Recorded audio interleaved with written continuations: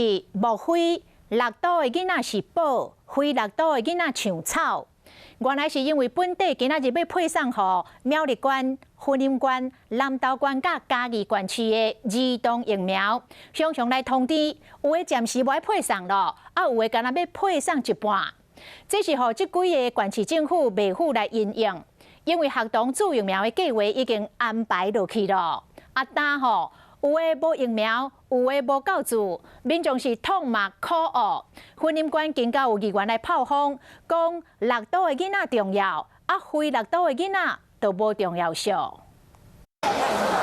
各县市小线开始做辉瑞 BNT 囡仔预防针，不过非六都的县市煞接到中央的通知，本来预计要发的预防针爱慢车咧，或者是量抬一半条。5600本来就已经答应了，那我要怎么突然没有这些疫苗？张立先接到消息，就结果烦恼讲，中央本来预计要伫咧5月30号拨5600剂预防针，煞临时甲3300剂提掉，讲互因2300剂，直接影响到学校囡仔注预防针的数量。在6都要实施快打战哈，所以很多疫苗都被调拨过去了哈。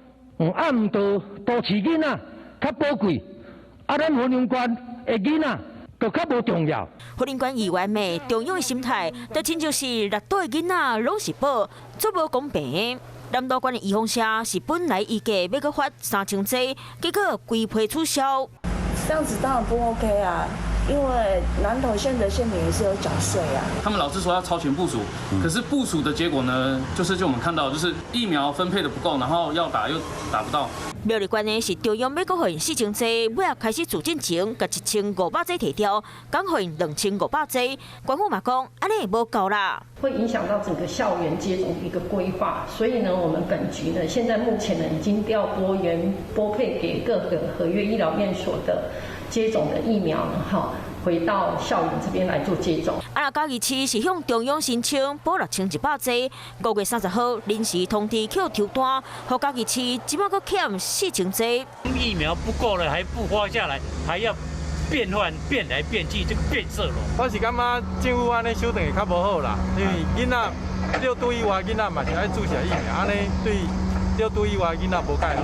非六都的县市向中央申请补发的预防针，拢小线予大减量。县市府真紧张，开始想办法向别的县市借预防针小动一下，尽量莫去影响到已经预约好的囡仔注射，嘛希望中央赶紧甲预防针保护齐。我是吴依璇，想要跟我一起看新闻吗？现在就打开华视的 YouTube 频道，按下订阅，还要开启小铃铛哦。